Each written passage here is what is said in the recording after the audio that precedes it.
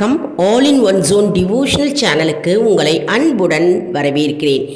இன்றைக்கி நம்மளுடைய சேனலில் அருணகிரிநாதரின் சிறப்பு மற்றும் அருணகிரிநாதர் தன்னுடைய உயிரை மாய்க்கும் தருவாயில் முருகப்பெருமான் வந்து அவரை காப்பாற்றினார் மற்றும் அவருடைய நாவில் பிரணவ மந்திரத்தை முருகப்பெருமான் எழுதியது எந்த இடத்தில் மற்றும் அவருடைய முழு வரலாறை பற்றி நம்ம இன்றைக்கி முழு விவரமாக தெரிந்து கொள்ளலாம். அதற்கு முன்னால் நம்முடைய சேனலை தான் ஃபர்ஸ்ட் டைம் பார்க்குறவங்களா இருந்தாலும் சரி, சப்ஸ்கிரைப் பண்ணாமல் பார்க்குறவங்களா இருந்தாலும் சரி, நம்ம சேனலை சப்ஸ்கிரைப் பண்ணிக்கோங்க. கூடவே அந்த பெல் பட்டனை ப்ரெஸ் பண்ணிக்கோங்க. ஆல் என்கின்ற ஆப்ஷனையும் ப்ரெஸ் பண்ணிக்கோங்க. அப்போ தான் நான் போடுற வீடியோஸ் எல்லாம் உங்களுக்கு உடனுக்குடன் நோட்டிஃபிகேஷனில் தெரிய வரும். வாங்க இப்போ நம்ம வீடியோக்குள்ளே போகலாம். அதாவது முருகப்பெருமானுடைய அருள் பெற்ற பல அடியார்கள் இருந்தாலும் அருணகிரிநாதர் தனி சிறப்பு பெற்றவராக திகழ்ந்தார். ஏனெனில் அருணகிரிநாதர் தன்னுடைய உயிரை மாய்த்து கொள்ள இருக்கும் பொழுது அந்த நேரத்தில் முருகப்பெருமான் வந்து அவரை காப்பாற்றினார் மற்றும் முருகப்பெருமான் அவருடைய நாவில் வந்து பிரணவ மந்திரத்தை எழுதினார். அது எந்த இடத்தில் எழுதினார், அத்தகைய சிறப்பு வாய்ந்த இடம் எங்கே உள்ளது என்பதை நம்ம இப்போ பார்க்கலாம். அதாவது அருணகிரிநாதர் திருவண்ணாமலையில் பிறந்தார் மற்றும் அருணகிரிநாதரின் குடும்பம் அவரும் வந்து பிழைப்பதற்காக திருவண்ணாமலையில் குடிவந்தார்கள் என்றும் ஒரு புராணம் கூறுகிறது. மற்றும் அருணகிரிநாதர் பிறந்த உடனேயே அவருடைய தந்தையை அவர் இழந்தார் மற்றும் அவருடைய சகோதரியின் ஆதரவில்தான் அருணகிரிநாதர் வளர்ந்து வந்தாராம். மற்றும் அவருடைய மூத்த சகோதரி தான் அவரை எடுத்து வளர்த்தாராம். அருணகிரிநாதருக்கு தமிழ் புலமை ஏராளம் உண்டு மற்றும் அவர் சமஸ்கிருதத்தில் தேர்ந்தவர், கல்வியில் மிகுந்த புலமை பெற்றவர். அருணகிரிநாதருக்கு திருமணம் ஆன பிறகு அவருக்கு பெருநோய் உண்டானது. அந்த பெருநோய் உண்டாதன காரணத்தினால் அவருடைய உறவினர்கள் அவரை தள்ளி வைத்தார்கள் மற்றும் அவர் மனம் உடைந்து வேதனை அடைந்து திருவண்ணாமலை கோபுர உச்சியிலிருந்து கீழே குதிக்க முயன்றார். தன்னுடைய உயிரை மாய்ப்பதற்காக திருவண்ணாமலை கோபுரத்தின் உச்சியில் நின்று அவர் அந்த முயற்சியை ஈடுபட்டாராம். பின்னர் அவர் கீழே குதித்தவுடன் இரு கரங்கள் அவரை காப்பாற்றியதாம். அது யார், எந்த இரு கரங்கள், யாருடைய அந்த கரங்கள்னு பார்த்தா முருகப்பெருமான் அவரை காப்பாற்றியதார். அதாவது முருகப்பெருமான் அந்த நேரத்தில் நிற்பதை அவர் கண்குளிர கண்டாராம். அப்பொழுது முருகப்பெருமான் அருணகிரிநாதரே என்று அழைத்து முருகப்பெருமான் அவருடைய நாவில் 6 எழுத்து மந்திரமான சரவண பவ என்று தன்னுடைய வேலால் எழுதி அருணகிரிநாதருக்கு ஞானமும் மற்றும் யோகமும் கிடைக்க செய்தாராம். அந்த நேரத்தில் அருணகிரிநாதர் சித்தம் கலங்கிய நிலையில் இருந்தாராம். அதாவது மனக்குழப்பத்திலும் வேதனையிலும் இருந்த பொழுது அந்த சித்தத்தை தெளிவாக்கி அவருடைய தொழு நோயை அவர் குணப்படுத்தினாராம். தன்னுடைய வேலால் முருகப்பெருமான் அருணகிரிநாதரின் தொழு நோயை முழுவதிலும் நீக்கினாராம். உடல் முழுவதும் உள்ள அந்த தொழுநோயை முருகப்பெருமான் நீக்கினாராம். அது மட்டும் இல்லை, மக்களுடைய நலனுக்காக பல பக்தி பாடல்கள் பாடும்படியாக முத்தைத்தரு என்ற அந்த ஒரு அடியையும் முருகப்பெருமான் எடுத்து கொடுத்தாராம். திருவண்ணாமலையில் முருகப்பெருமானுடைய அருள் பெற்ற அருணகிரிநாதர் அதிலிருந்து 16,000 திருப்புகழ் பாடல்களை பாடினார். அதாவது முத்தைத்திரு அப்படின்ற வரியை வந்து முருகப்பெருமான் ஆரம்பித்து கொடுத்த பிறகு அதிலிருந்து 16,000 திருப்புகழ் பாடல்களை அருணகிரிநாதர் பாடியுள்ளார். அதன் பின்னர் அவர் முருகனை தரிசனம் செய்த போது ஒரு அசரீரி கேட்டதாம்.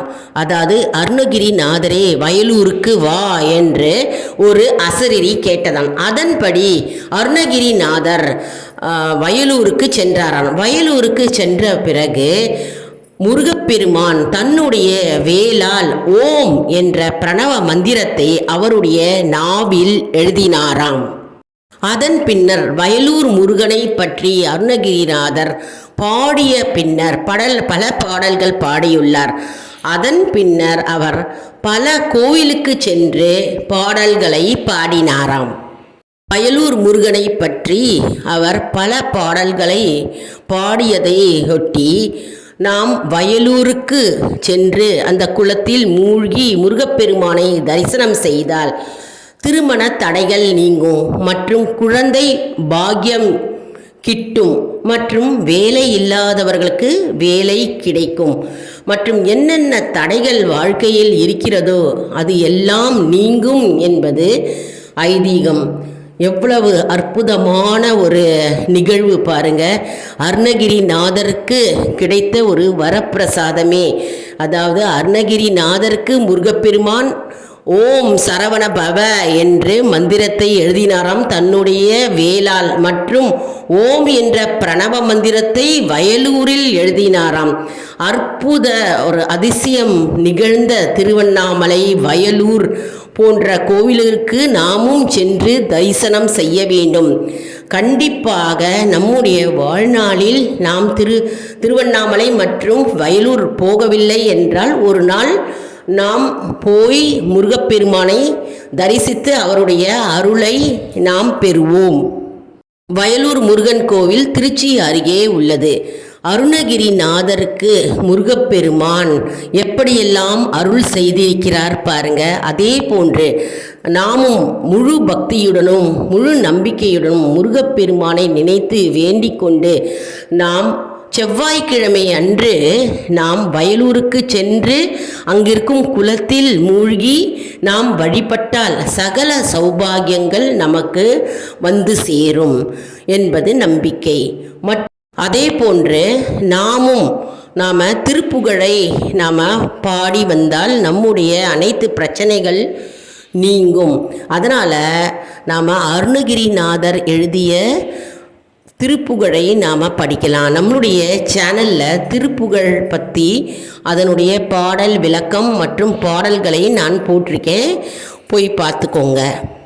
மேலும் அருணகிரிநாதருக்கு விராலி மலையிலும் சரி திருச்செந்தூரிலும் சரி முருகப்பெருமான் அவருக்கு தரிசனம் கொடுத்ததாக அவர் பாடலில் குறிப்பிட்டிருக்கிறார். இதே போன்று கொடைக்கானலில் பூம்பாறை என்ற கிராமத்தில் குழந்தை வேலவர் என்ற கோவில் இருக்குங்க. அந்த கோவிலில் பார்த்தோம்னா அந்த கோவில் காட்டில் அந்த கிராமத்தில் ஒரு அரக்கி இருந்தாலாம். அந்த அரக்கி அனைத்து மக்களையும் துன்புறுத்தி தினமும் சாப்பிட்டு வருவாளாம். அதுபோன்று அந்த நேரத்தில் ஒரு நாள் மாலை பொழுது அருணகிரிநாதர் அந்த நேரத்தில் அங்கு சென்றாராம்.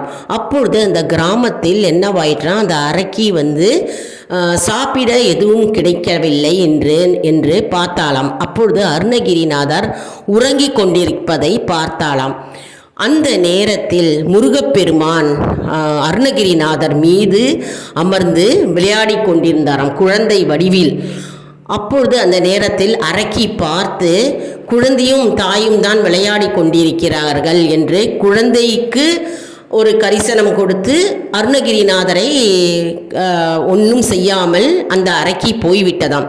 அப்பொழுது அருணகிரிநாதருக்கு தன்னுடைய ஞான திருஷ்டியில் தெரிந்ததாம். அதாவது வந்தது வேலவன் தான், குழந்தை வேலவன் அப்படின்னு அவருக்கு ஞான திருஷ்டியில் தெரிந்ததாம். அதனால் அந்த கோவிலுக்கு பூம்பாறை என்ற கோவிலுக்கு குழந்தை வேலவர் என்று பெயர். மற்றும் அருகிலேயே அருணகிரிநாதருக்கும் சிலை இருப்பது குறிப்பிடத்தக்கது. அதாவது பூம்பாறை கிராமத்தில் மாலை பொழுது ஆனால் யாரும் வெளியே வரமாட்டார்களாம். ஏன்னா அந்த அரக்கியோட கொடுமை தாங்காமல் யாரும் வெளியே வரமாட்டார்களாம். அந்த நேரம் பார்த்து அருணகிரிநாதர் அங்கு சென்றிருக்கிறார். அப்பொழுது அவர் உறங்கி கொண்டிருக்கும் பொழுது முருகப்பெருமான் குழந்தை வடிவத்தில் அருணகிரிநாதர் மீது மேலே அமர்ந்து அவரும் சேர்ந்து விளையாடி கொண்டிருந்தாராம். அப்பொழுது இந்த அரக்கி அவர்களை விட்டு விட்டு சென்றதாம். குழந்தை ரூபத்தில் முருகப்பெருமான் வந்திருக்கிறார் பாருங்க.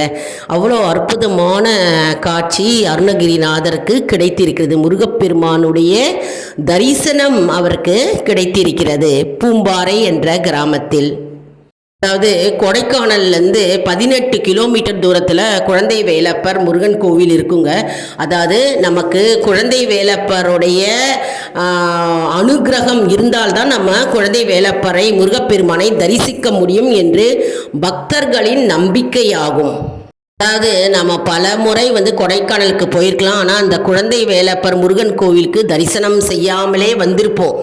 ஆனால் அது தரிசனம் செய்ய வேண்டும் என்ற நிலை இருந்தால் தான் நமக்கு குழந்தை வேலப்பர் முருகன் தரிசனம் நமக்கு கிடைக்குமாம். அதாவது பழனி மலையில் முருகனுடைய நவபாக்ஷான சிலை போகர் சித்தர் உருவாக்கியுள்ளார். அதே போன்று பூம்பாறை கிராமத்தில் குழந்தை வேலவர் நவபாக்ஷான சிலை உருவாக்கியுள்ளார் என்று குறிப்பிடத்தக்கது. அருணகிரிநாதருக்கு முருகப்பெருமான் அவருக்கு தரிசனம் கொடுத்தும் மற்றும் அவருடைய நாவில் பிரணவ மந்திரத்தை எழுதியும் அவருக்கு அற்புத காட்சி அளித்திருக்கிறார். என்ன அன்பர்களே, இந்த வீடியோ உங்களுக்கு மிகவும் பயனுள்ளதாக இருக்கும் என்று நான் நம்புகிறேன். இந்த வீடியோவுக்கு ஒரு லைக் கொடுங்க. இதை மற்றவர்களுக்கும் ஷேர் செய்யுங்கள், அவர்களும் பயனடையட்டும்.